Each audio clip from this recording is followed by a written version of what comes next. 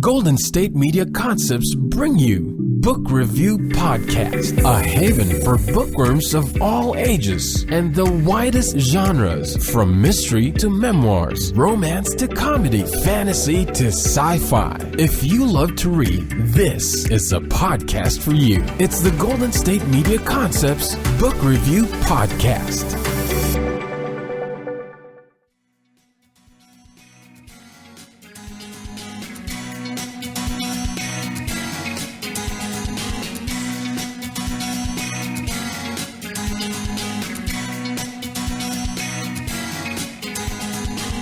Hello and welcome to the GSMC Book Review Podcast, brought to you by the GSMC Podcast Network. I hope your week is continuing to go well. It's now Thursday. We're almost to the end. Tomorrow's Friday. Hooray. I am excited to once again bring you another interview, a different kind of interview again. Last week I had my first nonfiction book, and today I have another nonfiction book interview, and that is with Karen L. Kristjanson, who is the author of Co-Parenting from the Inside Out, Voices of Moms and Dads. She actually contacted me about the Relationship Podcast, and so this interview was aired on the Relationship Podcast earlier in the week, but of course, because it is a book, I like to put those on this podcast as well, because I am trying to give you as a diverse a variety of genres as possible, and because this topic is so very important. Because unfortunately, there are, numerous divorces and breakups happening in our world on a daily basis, and many of those divorces and breakups involve children. So figuring out how you are going to move forward parenting those children is a huge decision, not only for you and your partner, but for those children as well. And you're in the midst of this emotional upheaval, maybe traumatic experience. No matter how civil or amicable a divorce or a breakup might be, it's still going to be emotionally trying. So it's important to make these decisions as rationally as possible, which can be very difficult under the circumstances. And so I really appreciate that Karen wrote this book. She herself got a divorce about, I think, 25 years ago, she said, and she and her ex-husband, decided to co-parent their two young boys.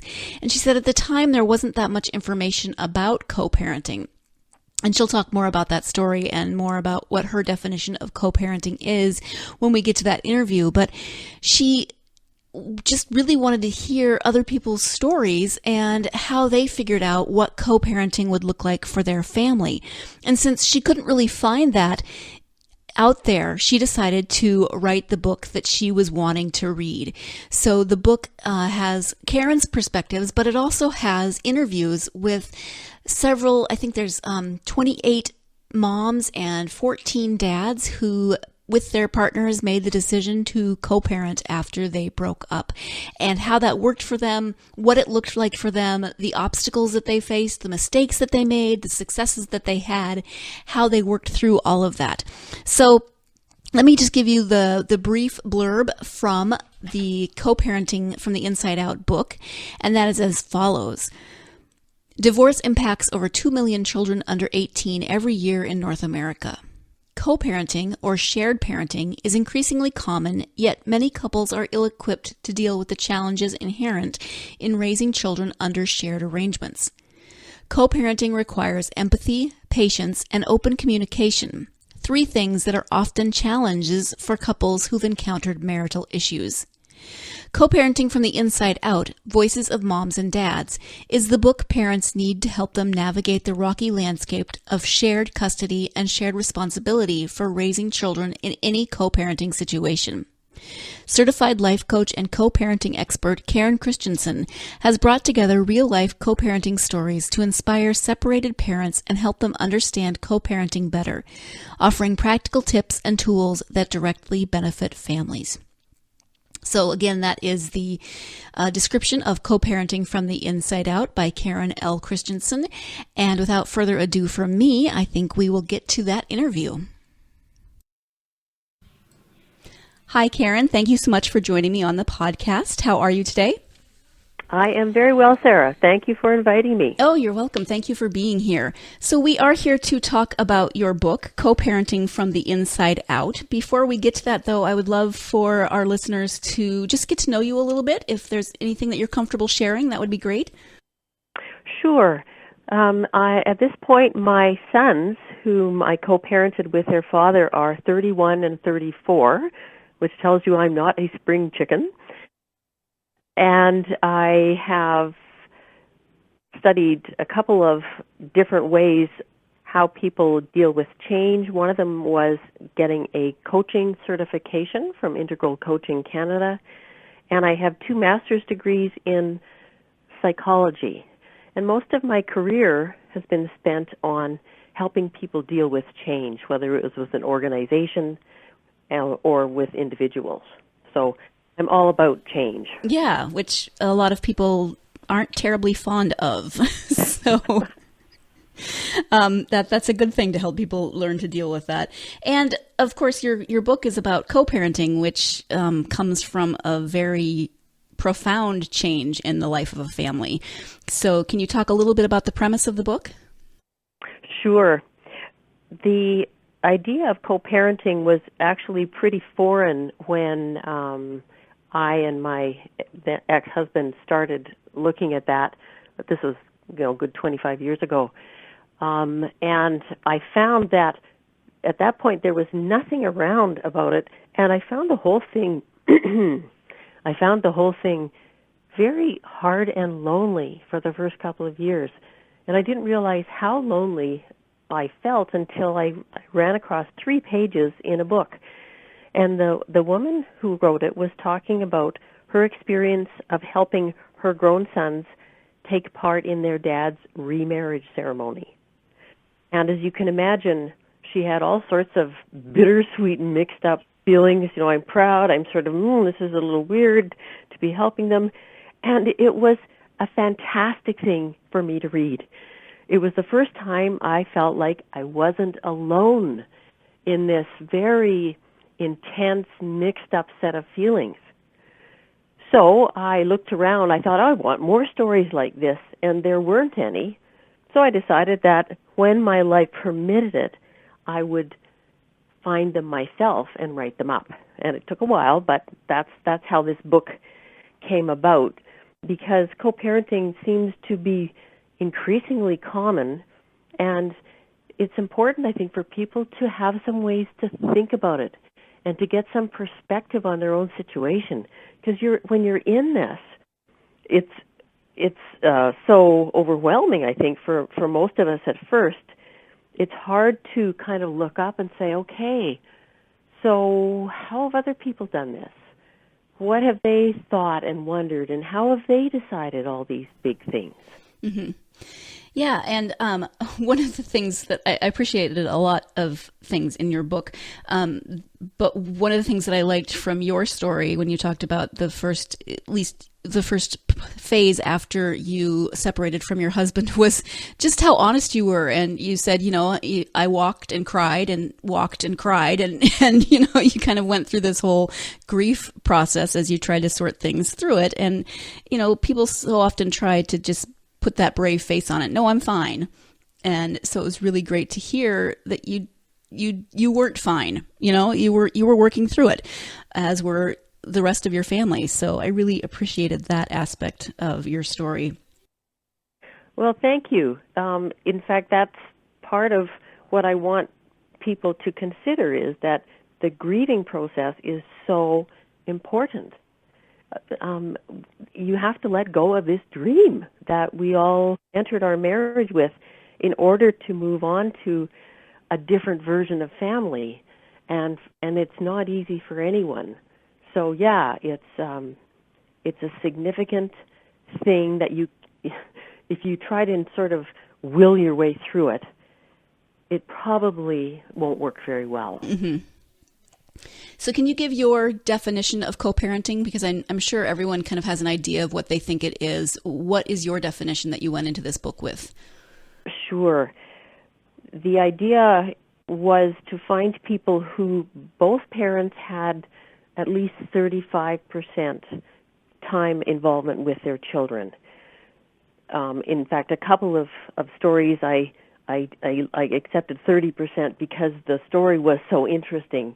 But the idea of 35% is coming out in research now as enough to ensure that both parents have not just one kind of time, weekend time or weekday time, but both parents get a chance to help the kids, get ready for school and take them to soccer practice or whatever, and they also have some hang out and have some fun time.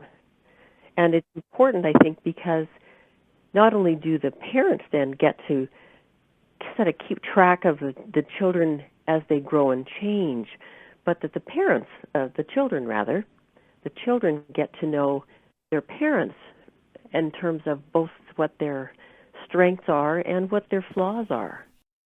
Excuse my interruption, but we do have to take our first break of the podcast. But when I come back, I will be speaking more with Karen about this book and about stories of parents who have had success in co-parenting. And when we come back, we'll be speaking about one certain instance where the parent was in Chicago and the child was in Kansas and how they made that work as a co-parenting situation. So stay tuned. You're listening to the GSMC Relationship Podcast, and we will be right back.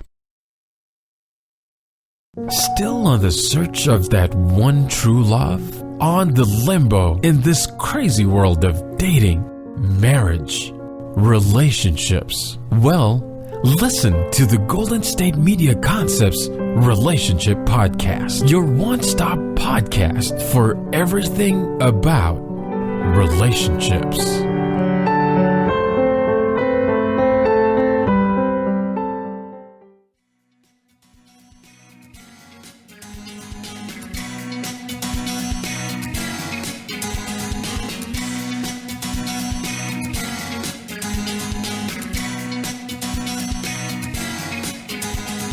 Welcome back to the GSMC Book Review Podcast and my interview with author Karen L. Kristjanson on her book, Co-Parenting from the Inside Out. Let's go ahead and get right back to that interview.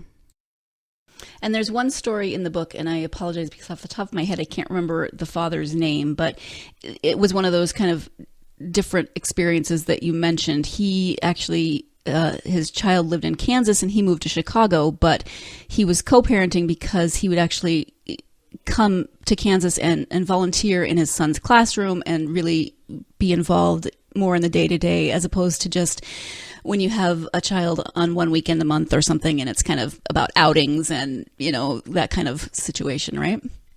Oh, yes, and he put a lot of effort into making that work, those 3-day weekends. And he said he felt that volunteering in his son's classroom was a way to get to know his son a little differently, because he'd see him interacting with his teacher and his friends and be kind of part of his whole social environment.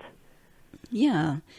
So can you talk a little bit about the research that went into this book, how you found the parents to interview, et cetera? Sure.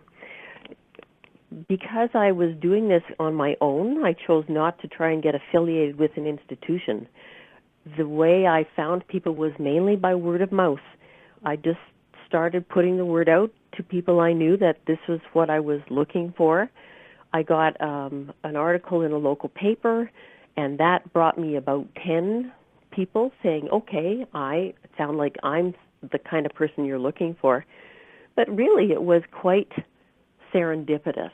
And occasionally I'd see someone on the internet who was clearly involved in the same kind of work, and I'd get a few leads through there. But it was by gosh and by golly, and I ended up with 28 mums and 14 dads, although I looked pretty hard for more dads. I wasn't able to find them through my informal networks.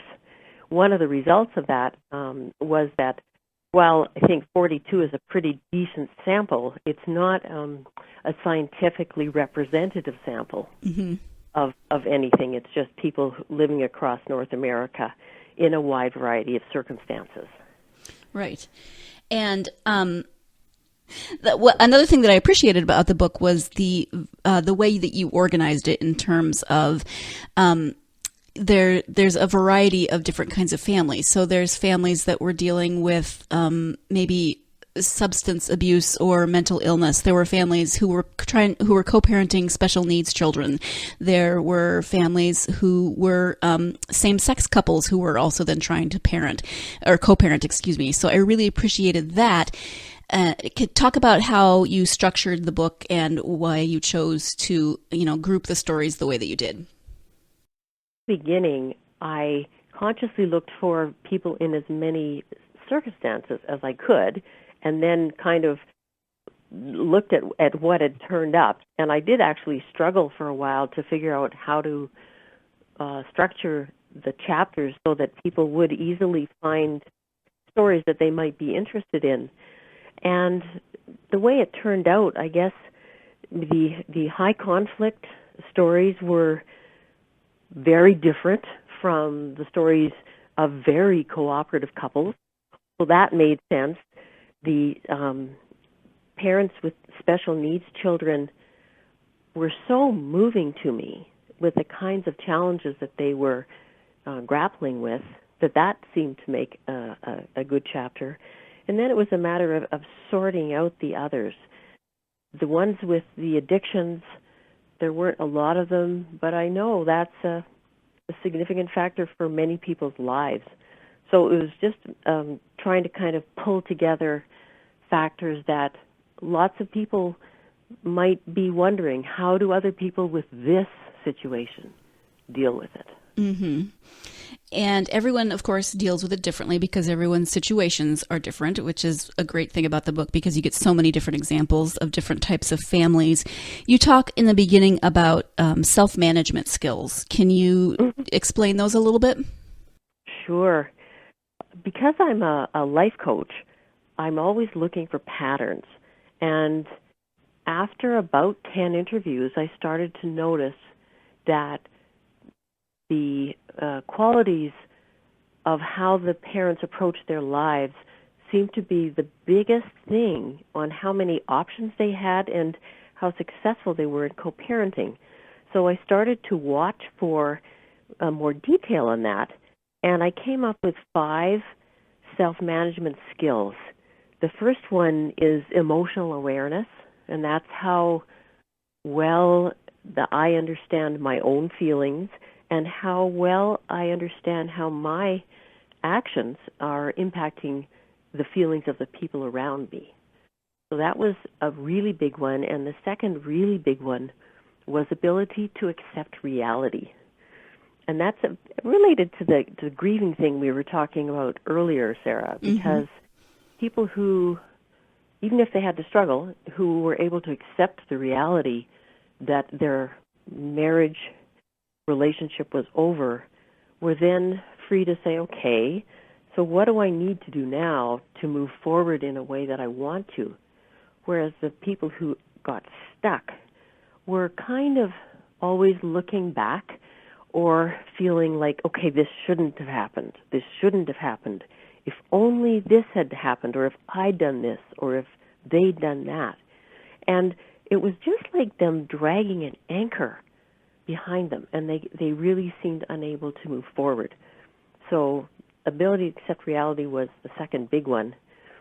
The other 3, one is self-control, the ability to control your own actions so that you don't abuse other people. Dependability, so that if you and I are in a relationship, you generally can trust that I will do what I've said I'm going to do. It's not 100% for anyone. And the last one is taking others' needs into account. And that means that when I'm making decisions, that while I will very likely have my own needs in there, that I am able to take others' needs into account around me, particularly children. I call these self-management skills because I really believe that they can be learned and they can be improved on by all of us. And I think in our own families, we all acquire a certain number of them. And after that, it's kind of up to us, I think, if we're lacking in some of them, to find a way to improve them. And that can be therapy or counseling or coaching, and that can be individual or group. It can be journaling. It can be looking at some really excellent books. But it doesn't happen, let's put it this way. I think we all learn from our experiences, but I think if we get some outside help, we're much more likely to learn a lot more. And co-parenting, of course, is not going to be the answer for every family. Do you have any guidelines or advice for a couple who is separating to kind of figure out if co-parenting is right for them? Well, that's a really good point, Sarah. If there is abuse, I would say if there's evidence of abuse or neglect, then co-parenting will not be a good idea because the safety of the children may be compromised. And I'd say if either parent has a question, then go talk to somebody, a professional who deals with families, and get some help sorting out exactly what your concerns are before you go any further. Why did you and your ex-husband decide to co-parent? Well, we had actually been going to marriage counseling before we separated, and our therapist several times mentioned the word co-parenting. And I thought, okay, hadn't really thought of that as an option. And so I can't speak for my ex-husband, but for me, when I became more and more aware that the relationship was not salvageable, so something had to change, then I thought, okay, what are our options? I thought I would be a terrible single mother because I need time to myself. And I also knew that the boys loved their dad, and he was a good dad, and it seemed completely unfair to imagine not having significant involvement there. So in spite of the fact that I was so sad and angry that things had not worked the way I wanted them to, if I had to find another option, co-parenting seemed like by far the best of the available options. And I am jumping in here with our second and final break of the podcast.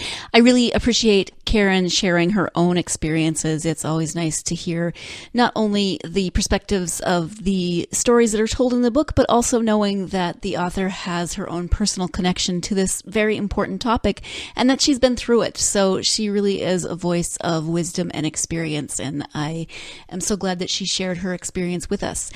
We're going to take that second break, and when we come back, we'll be concluding the interview with Karen Kristjanson. So stay tuned. You're listening to the GSMC Relationship Podcast, and we will be right back.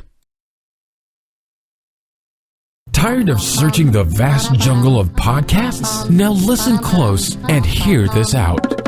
There's a podcast network that covers just about everything that you've been searching. The Golden State Media Concepts Podcast Network is here. Nothing less than a podcast bliss with endless hours of podcast coverage.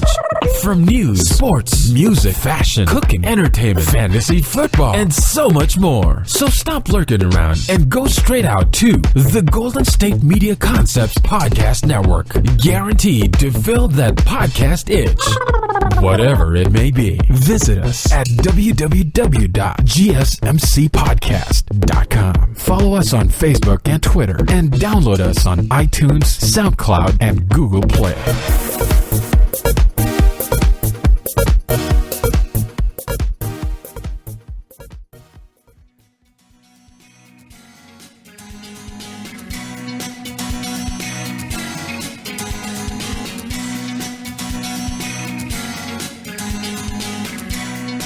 Welcome back to the GSMC Book Review Podcast and the conclusion to my interview with author Karen L. Kristjanson about her book, Co-Parenting from the Inside Out. And what would you say to couples who are going through this process? Because, of course, it's a crazy time of emotional upheaval, no matter how civil or friendly a divorce can be, it's still going to be a huge time of change, which you deal with as a life coach. How do you make this decision as rationally as possible? That's a great question. Well, I would say things that have helped me certainly were to write stuff down so I could kind of dump out some of what I was feeling and sort a bit. The second one was not only to get counseling, but also if you're talking to sort of friends and family about this, seek support from people that you believe will be a little bit detached, a little bit neutral. You don't want to go to talk to somebody who's going to kind of say, "Oh yeah, oh, and they're such a jerk." Mm-hmm. It's just not helpful to start building stronger walls than you already are feeling in your mind. So choose where you seek support, and even if it's difficult, just keep saying to yourself, "Okay, what do the children need? What will be in their best interest?" Yeah, thank you for that. That's very helpful. In your role as a life coach, you've mentioned you're a certified life coach. How did that aspect of your work influence the way you wrote this book? Probably the biggest way is that the coaching I do is very developmental. It's partly about helping people understand their situation from multiple perspectives and understanding it more deeply. The main thrust I have in my coaching is if people are stuck, then often they need to develop some new skills or improve some skills that will allow them to go where they want to go. So that developmental perspective really did inform everything.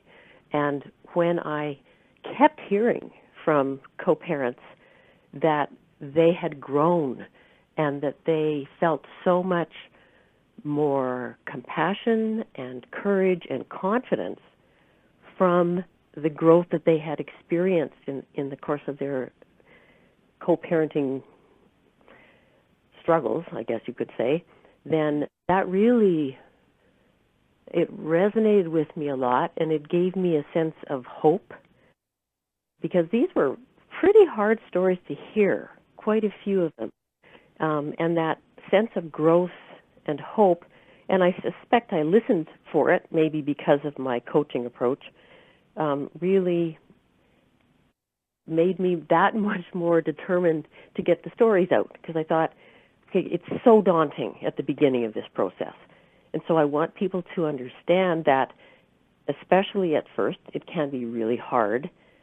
It mostly gets better, and there is this silver lining of growth that makes you not only a better person, but it makes you a better parent for your children. Because as parents, we can't teach our children anything that we haven't already learned ourselves. So stronger parents then lead to stronger children. Is there anything that you would change about the process if you were to do this again?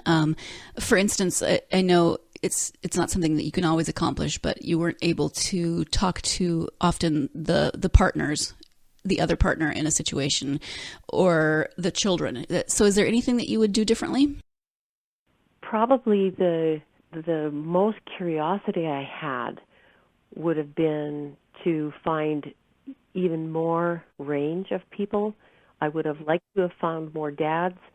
I would have liked to have found some gay dads who were co-parenting to talk to, because I found lesbian moms and couldn't find any gay dads.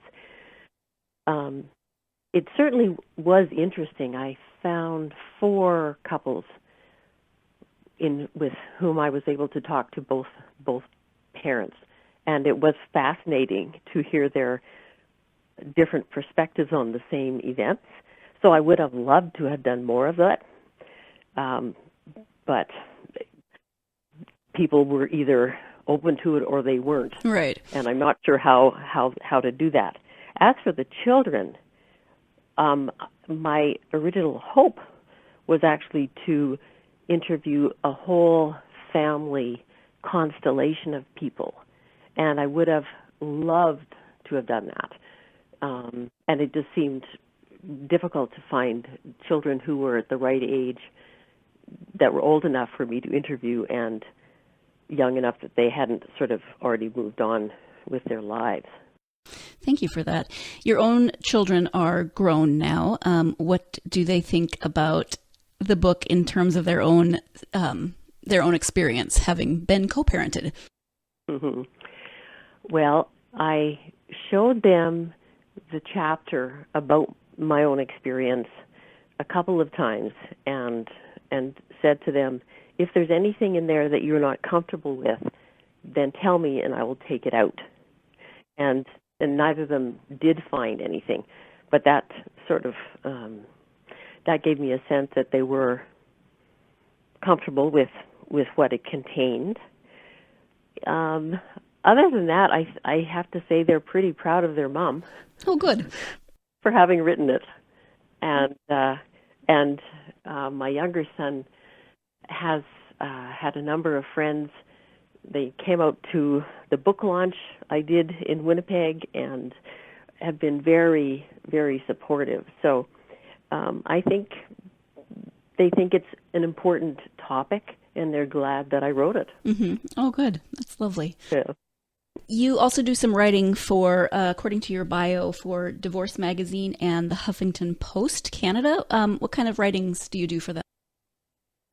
They're blog posts on things to do with co-parenting, what makes it work better or things to pay attention to, and occasionally some broader things on parenting and personal growth, because those are my things. Right. Okay. And are you considering writing another book at any point? I am aware that I've learned a ton of things. I mean, this book took me 7 years to write. Oh my goodness. Including the research. So it seems like kind of a shame not to use that in another book. And yet at the moment, my attention is on getting the word out about this. Sure. Because it'd be such a waste if people who are co-parenting don't hear about it. So it's sort of a question mark for me at the moment, Sarah. Okay. That makes absolute perfect sense. In terms of the book, where can people find it? They can find it in their favorite booksellers. Dundurn Press is the publisher, and they've got it in, Barnes and Noble and all the big bookstores, and it's also available online through Amazon and other online publishers. So it's easy to find. Awesome, thank you. How about you? Do you have a website? Do you have social media where people could find you? I sure do. I've got a Facebook page, Shared Parenting After Divorce. I'm on Twitter at Co-Parent Author. And I've got a coaching website called BeyondLimitsCoaching.com. Thank you for that. So people can find you there. And is there information on the book on those sites as well? Yes, absolutely. I really appreciate how you included so many different perspectives, how you approach this in such an accessible way for people who are considering co-parenting. Is there anything that we have not covered that you would like to talk about in terms of this book? I love that question. A couple of things that co-parents reported that I think they learned. One was that no one regretted getting help. There were lots of regrets in the stories, but that wasn't one of them. So if you're wondering if you should reach out, probably you should. Right. Also, take time to make good decisions. The co-parents who sort of rushed into decisions, a number of them regretted. For instance, one mom went along with her husband's decision not to involve lawyers in their divorce, and she ended up not with the kind of time with her children that she had been seeking. She'd wanted 50-50, and she ended up with 25% for a while. So take the time and again, find some other perspectives, whether they're professional or not, to help you make good decisions. And I would say avoid drama if you can.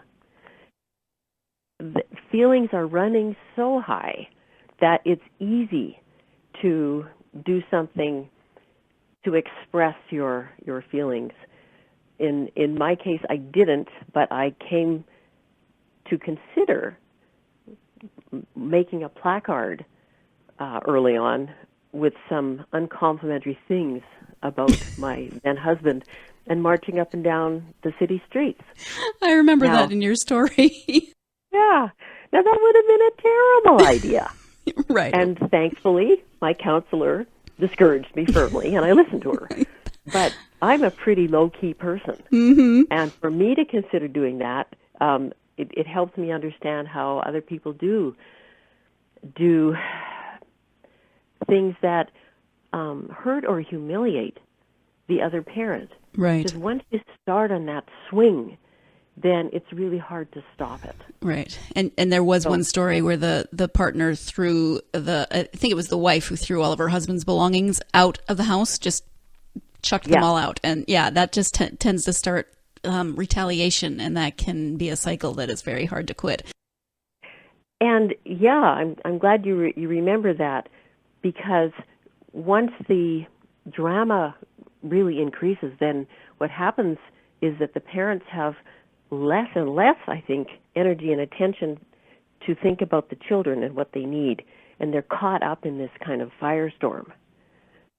So avoiding drama is a really good idea. Well, and it's important not only for your own emotional health as a parent and a human and an adult, but also for modeling for your children. You don't want them to see that and then grow up thinking that that's an acceptable way to handle conflict. Oh, for sure. Now, there's one other thing. I actually have a WordPress site about my book. Okay. That is wordpress.com, KarenKristjanson.wordpress.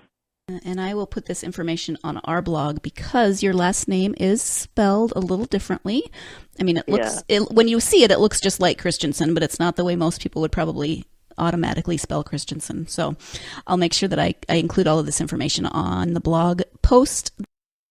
Again, thank you so much for taking time out of your Sunday to talk to me. I really appreciate it. It was great to hear from you. And thank you for putting this book out into the world. Oh, thank you very much, Sarah. I love what you gleaned from reading the book, and I'm thrilled to have been part of this discussion. Oh, thank you. I want to once again thank my guest, life coach and author Karen Kristjanson, for taking the time out of her weekend to join me and talk about her book, Co-Parenting from the Inside Out. If you are in a situation where you're considering co-parenting, my heart goes out to you in whatever your situation is. But if you need some guidance, this book is great and gives you some really good perspectives. Maybe you know someone who isn't going through the process of a divorce or a breakup, and they could use this book. Definitely check out Karen's writings and check out this book if it's something that you think you or someone you know could benefit from, because it's very well written. It's very engaging and warm, and it's just very helpful. There's really no judgment in there. It just presents options and ideas and gives you good starting places. But at the same time, it's not overwhelming. There's a lot of information, but it doesn't feel like there's so much information that you can't possibly know where to start. It kind of breaks things down so that you can get a handle on it, because the last thing you need in an already trying and traumatic time in your life is just to have scads of information kind of thrown at you. So this book is really well done, and I think is very helpful if you are considering co-parenting. Thank you again for joining me. Thank you to Karen for joining me. I hope you will join us again on Thursday. John will be back with another episode of the Relationship Podcast. In the meantime, you can find all of our podcasts at www.gsmcpodcast.com. You can download those podcasts on SoundCloud, Stitcher, iTunes, any app that you use for your mobile device. And you can follow us on social media. We would love to hear from you.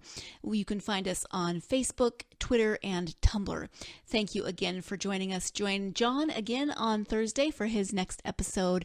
In the meantime, have a wonderful week, and I hope your relationships are strong and healthy. You've been listening to the Golden State Media Concepts Book Review Podcast, part of the Golden State Media Concepts Podcast Network.